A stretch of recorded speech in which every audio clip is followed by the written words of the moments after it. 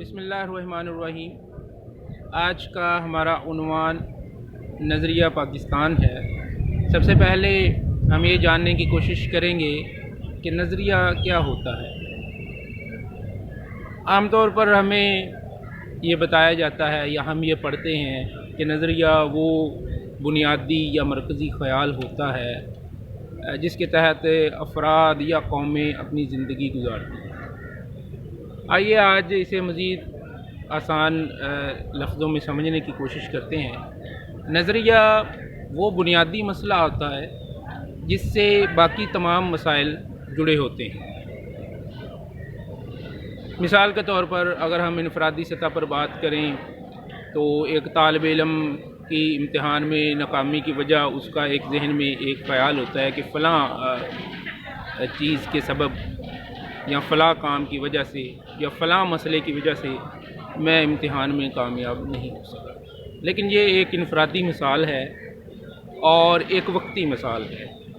नज़रिया जो है एक तो आम तौर पर जो है वो इज्तिमाई सतह की चीज़ होती है और वो एक लंबे अरसे तक रहने वाली, एक लंबे अरसे तक जब एक ख़याल एक फ़िक्र चलती है तो फिर ही वो नज़रिए की शक्ल इख्तियार कर सकती है। तो मैंने आपको एक सादा मिसाल ये दी कि इनफरादी सतह पर अगर हम नज़रिया कह सकें तो इनफरादी सतह पर जो भी किसी शख्स की जो वजूहात होती हैं किसी काम के मुतल्लिक़, वो मतलब उसे हम समझने के लिए उसका नज़रिया कह सकते हैं। लेकिन वो मैं फिर रिपीट करूँगा कि वो वक्ती होता है और इनफरादी सतह पर होता है। वो वक्त के साथ जो है वो बदलते रहते हैं। पहले जो है वो तालीम के हवाले से कुछ मसाइल होते हैं जिन्हें इंसान अपने जहन में बैठाए रखता है, फिर कारोबार के हवाले से और बाकी जो हमारी अमली ज़िंदगी है उसके हवाले से हम ये बातें करते रहते हैं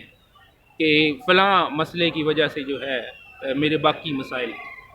तो इस तरह से हम नज़रिए की ये तारीफ़ कर सकते हैं कि वो बुनियादी मसला जिससे इंसान के बाकी मानदा मसाइल जुड़े हों वो नज़रिया कहलाता है। लेकिन मैं फिर ये कहूँ कि ये इनफरादी सतह पर नहीं होता, इज्तिमाई सतह पर होते हैं।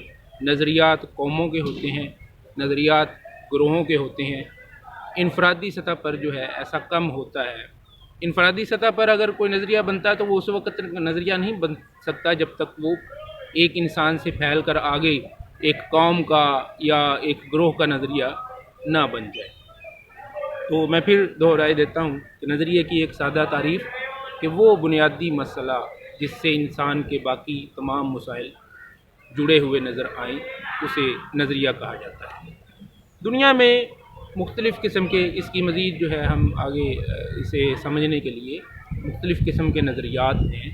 मिसाल के तौर पर इस वक्त दुनिया का जो मकबूल तरीन नज़रिया है वो मुआशी नज़रिया है।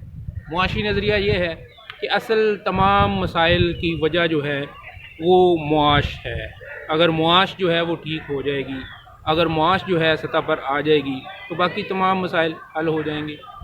जो गैर तरक्की याफ्ता ममालिक हैं उनमें ये नज़रिया जो है वो बहुत मजबूत है और गैर तरक्की याफ्ता ममालिक का पहला मसला, पहला और आखिरी मसला ही ये समझा जाता है कि क्योंकि उनके मुआशी हालात दुरुस्त नहीं हैं, इस वजह से उनके बाकी तमाम मामलात भी दुरुस्त नहीं हैं। और जो तरक्की याफ्ता ममालिक हैं उनके बारे में यही समझा जाता है कि क्योंकि उनके मुआशी मफादात जो हैं वो महफूज हैं, उनके मुआशी मसाइल जो हैं वो बहुत कम हैं, उनकी मुआश जो है वो बहुत मजबूत है, तो उस वजह से है उनके बाकी मसाइल जो हैं वो ना नहीं हैं या बहुत कम हैं, ना होने के बराबर है। तो ये एक मुआशी नज़रिया है। माजी करीब में एक बड़ी ताकत सोवियत यूनियन जो है वो गुज़री है, उसका मुआशी नज़रिया यही था कि मुआश जो है उसको अगर हल कर लिया जाए तो बाकी तमाम मसाइल जो हैं वो हल हो जाते हैं। इसी तरह सियासी नज़रियात होते हैं, ख़ास तौर पर जो गैर तरक्की याफ्ता ममालिक हैं, पाकिस्तान है, भारत है, उसमें ये समझा जाता है कोई जो मुख्तलिफ़ सियासी जमातें हैं वो ये समझती हैं कि फ़लाँ अगर सियासी पार्टी जो है वो हुकूमत में आ जाए और उसे सही तरीके से हुकूमत करने दी जाए तो इस मुल्क के मसाइल जो हैं वो हल हो जाएंगे। अपोजिशन का ये नज़रिया होता है कि फ़लाँ पार्टी जो है वो क्योंकि हुकूमत में रही اور انہوں نے جو ہے ان کی پالیسیز جو ہیں وہ غلط تھی، اس وجہ سے تمام مسائل موجود ہیں۔ اس لیے اگر فلاں پارٹی جو ہے یا ہماری پارٹی جو ہے وہ حکومت میں آ جائے تو ہم یہ تمام مسائل جو ہیں، مثلا وہ اگر معاشی مسئلہ، وہ کہتے ہیں معاشی مسئلہ اس لیے ہے کہ کیونکہ سیاست میں جو حکمران ہیں وہ اسے حل نہیں کرنا چاہتے، ان کے پاس کیپیسٹی نہیں ہے، ان کے پاس اہلیت اور قابلیت نہیں ہے معاشی مسئلے کو حل کرنے کی، اس وجہ سے یہ مسئلہ جو ہے وہ موجود ہے۔ اگر فلاں کوئی اچھی سیاسی تنظیم یا اگر کوئی اپنی سیاسی تنظیم کے بارے میں یہ کہے کہ وہ برسر اقتدار آ جائے تو وہ معاشی مسئلہ بھی حل کر جائے گی اور اس کے ساتھ جو ہے وہ دوسرے مسائل بھی حل ہو جائیں گے۔ اس کا مطلب ہے کہ معاشی مسئلے کے پیچھے پھر ایک مسئلہ کھڑا ہے، سیاسی مسئلہ۔ تو سیاسی نظریہ جو ہے وہ اس طرح ہوتا ہے، معاشی نظریہ ہم بیان کر چکے معاشی اسی طرح سماجی نظریات ہوتے ہیں۔ بہت سارے جو ہے پڑھے لکھے لوگ جو ہیں وہ یہ سمجھتے ہیں کیونکہ معاشرے میں یہ برائیاں موجود ہیں اور خامیاں موجود ہیں، اور جو سیاستدان ہے یا حکمران طبقہ ہے یا اسٹیبلشمنٹ ہے، جسے ہم نوکر شاہی کہتے ہیں یا افسر شاہی کہتے ہیں، وہ اسی معاشرے سے نکل کر جاتے ہیں، وہ کسی باہر کے معاشرے سے نہیں آتے، تو وہ اسی معاشرے سے نکل کر جاتے ہیں۔ تو معاشرہ اصل میں اس میں مسائل ہیں، اس وجہ سے جو ہے وہ باقی مسائل موجود ہیں، نہ سیاست ٹھیک ہوگی نہ معاش جو ہے وہ ٹھیک ہوگی، تو اسے آپ سماجی یعنی معاشی نظریہ اس کے پیچھے ایک سیاسی نظریہ کھڑا ہے، سیاسی نظریے کے پیچھے پھر ایک جو ہے وہ سماجی نظریہ کھڑا ہے۔ اسی طرح ایک بہت اہم اور بہت عام نظریہ جو ہے وہ مذہبی نظریہ بھی ہے، جو مذہب پر جو ہے وہ یقین رکھتے ہیں، جو مذہب پر ایمان رکھتے ہیں، وہ یہ سمجھتے ہیں کہ کیونکہ لوگ مذہب پر عمل نہیں کر رہے اور اس وجہ سے جو ہے وہ خدا ان سے ناراض ہے، اور اس لیے ان کے باقی تمام مسائل جو ہیں وہ حل نہیں ہو رہے۔ اگر وہ مذہب پر عمل کرنا شروع کر دیں تو خدا ان سے راضی ہو جائے گا اور ان کے باقی تمام مسائل بھی۔ اب یہ جو ہے باقی جو ہم نے پہلے تینوں مسائل جو ہیں نظریات میں ہیں بیان کیے، ان سے ایک الگ نظریہ ہے۔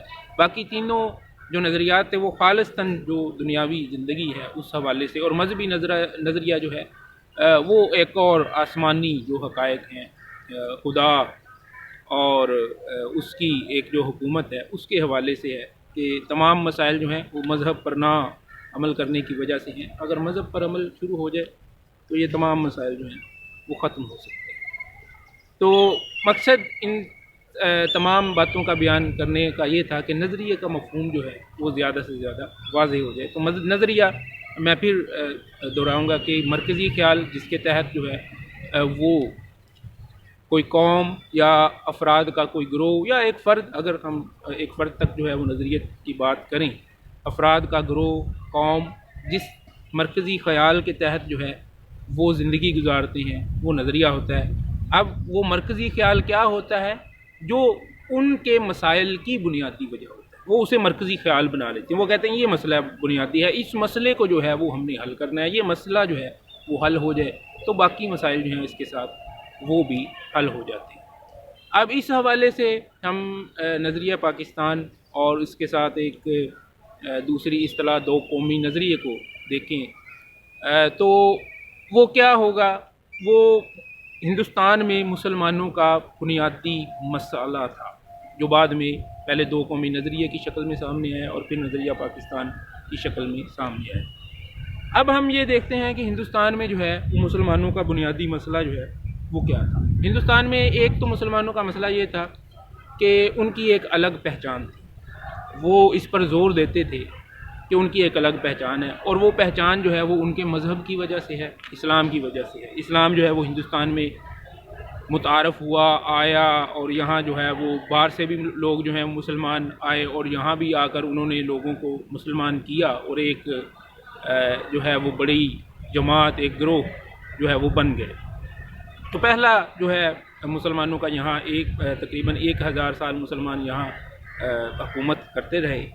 تو ان کا پہلا مسئلہ یہ تھا کہ پہلی بات کہ ہم جو ہیں وہ ایک الگ قوم ہیں، ہماری ایک الگ پہچان ہے، اور اس پہچان کے پیچھے ان کا مذہب کھڑا۔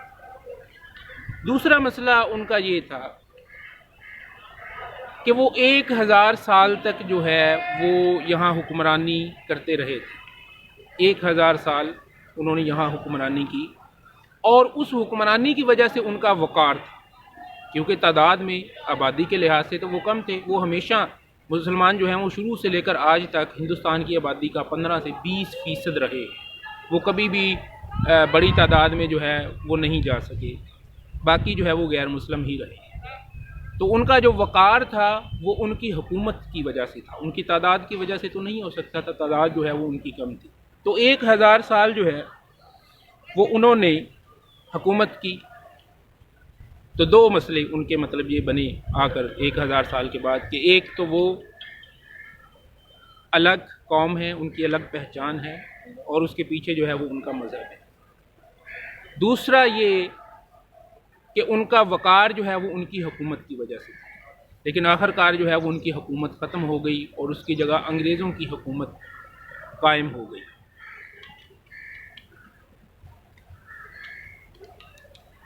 انگریزوں کی حکومت قائم ہونے کے بعد جو دوسری چیز آئی وہ یہ تھی کہ انگریز جو نظام لے کر آئے اس کا اعتبار تعداد پر تھا۔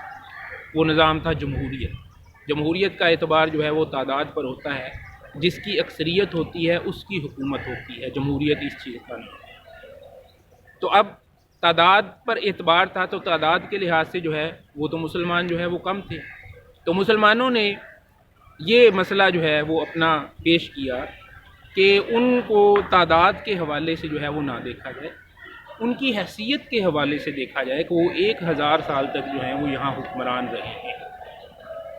اس لیے جو بھی یہاں سیاسی نظام بنایا جائے ان کی حیثیت کے مطابق جو ہے وہ بنایا جائے، ان کی تعداد کے مطابق جو ہے وہ نہ بنایا جائے۔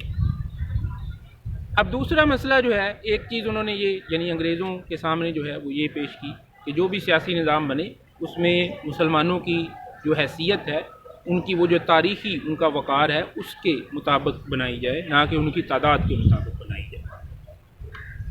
دوسرا مسئلہ یہ تھا کہ اکثریت میں کون تھے؟ وہ ہندو تھے، لیکن سوال یہ ہے کہ ہندو تو 1000 سال سے جو ہے وہ اکثریت میں تھے۔ اب کیا ایسا مسئلہ آ گیا کہ ہندو ان کے لیے خطرہ بن جائیں گے؟ یہی تھا نا کہ جمہوریت ہوگی تو حکومت جو ہے وہ ہندوؤں کی قائم ہو جائے گی، تو ہندو ان کے لیے کیوں خطرہ بنیں گے جبکہ 1000 سال سے وہ ان کے لیے خطرہ نہیں تھے؟ اس حقیقت کو جاننا جو ہے وہ بہت ضروری ہے۔ ہندو اصل میں پہلے اکثریت نہیں تھے۔ انگریزوں کے آنے سے پہلے جو ہے وہ ہندو مختلف جاتیوں کا مجموعہ تھے جو ایک دوسرے سے یکسر بیگانہ تھے۔ ان میں نہ کوئی مذہبی اتحاد تھا اور نہ کوئی قومی اتحاد تھا۔ مثلا افغانستان سے اگر کوئی حملہ آور جو ہے وہ پشاور یا پنجاب کے علاقوں پر حملہ آور ہوتا تھا تو وہ جنوبی پنجاب کے بنگلور میں یا میسور میں بیٹھا ہوا ہندو جو ہے اسے یہ قطعاً جو ہے اس کے جذبات یہ نہیں تھے کہ اس کے بھائی پر حملہ ہوا ہے یا اس کی قوم پر حملہ ہوا ہے۔ وہ مکمل طور پر جو ہے وہ ایک دوسرے سے الگ الگ تھے، ان کی الگ الگ جاتیاں تھیں، ان کے الگ الگ گروہ تھے۔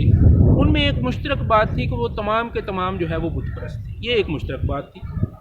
لیکن باقی بہت ساری چیزیں جو ہیں وہ ان کے مختلف ہونے کی وجہ سے وہ بالکل، مثال کے طور پر سری لنکا کے ہندو جو ہیں وہ بھی ہندو ہی کہلاتے ہیں، لیکن ان کا بھارت کے ہندوؤں کے ساتھ ایک زبردست قسم کا نظریاتی اختلاف ہے۔ وہ کبھی بھی ایک دوسرے کو جو ہے وہ اپنا ہم نوا جو ہے وہ دونوں نہیں سمجھتے۔ تو اسی طرح اور بھی جو ساؤتھ کے جو جنوبی ہندوستان کے ہندو تھے وہ شمالی ہندوستان کے ہندوؤں سے یکسر جو ہے وہ مختلف تھے اور اپنے آپ کو ایک علیحدہ گروہ سمجھتے تھے۔ حتیٰ کہ انگریزوں کے دور تک جو ڈاکٹر امبیڈکر جو اچھوتوں کا رہنما تھا اور اچھوتوں کا نمائندہ تھا، وہ اپنے آپ کو ہندوؤں سے علیحدہ سمجھتا تھا، اور وہ بھی مسلمانوں کے ساتھ مل کر یہ کہتا تھا کہ جس طرح مسلمان جو ہیں وہ اپنے آپ اپنی علیحدگی اپنے تشخص کی بات جو ہے وہ کر رہے ہیں، ہم بھی کرتے ہیں۔ بڑی مشکل سے گاندھی جی نے، آگے یہ بات آئے گی ہم اسے تفصیل سے جو ہے وہ بیان کریں گے، بڑی مشکل سے گاندھی جی نے اسے منایا تھا کہ وہ ہندوؤں کے ساتھ ہی رہے۔ یعنی وہ بھی ہندوؤں جو جدید دور ہے اس میں بھی ہندو آ کر جو ہے وہ ایک دوسرے کے ساتھ ایک دوسرے سے کوئی قومی جذبہ یا کوئی مذہبی جذبہ جو ہے وہ اس طرح کی کوئی چیز جو ہے وہ اپنے اندر محسوس نہیں کرتے تھے۔ تو جب مسلمان 1000 سال تک یہاں حکمران رہے تو ان کا واسطہ جو ہے وہ مختلف گروہوں کے ساتھ تھا، وہ ایک قوم کے ساتھ نہیں تھا۔ اس لحاظ سے وہ 1000 سال تک جو ہے وہ اقلیت نہیں تھے، بلکہ دوسرے گروہوں کے مقابلے میں اسی طرح کا جو ہے وہ ایک گروہ تھے۔ لیکن انگریزوں نے آ کر یہ کیا کہ انگریزوں نے آ کر جب یہاں آئے تو انہوں نے سروے وہ کرواتے تھے اور پھر وہ مردم شماری کرواتے تھے، تاکہ وہ، کیونکہ انگریز جو ہے وہ اپنی ایڈمنسٹریشن کی بنا پر جو ہے وہ حکومت کرتے تھے، اپنے نظم کے بنا پر حکومت کرتے تھے، تو نظم کے لیے وہ باقاعدہ مردم شماری کرواتے تھے اور پوری جو ہے وہ چیزیں اپنے سامنے رکھ کر جو ہے وہ اس کا اندازہ کر کے آگے حکومت چلاتے تھے۔ تو انہوں نے جب جہاں مردم شماری کروائی تو انہوں نے وہ تمام بت پرست، وہ تمام جو ہندوؤں کے مختلف گروہ تھے جو ایک دوسرے سے مختلف تھے، ان کو ایک ہندو کی کیٹیگری جو تھی اس میں رکھ دیا۔ اس طرح سے ہندو جو ہے وہ ایک اکثریت بنے، ورنہ اس سے پہلے یہ بات سمجھ لینی چاہیے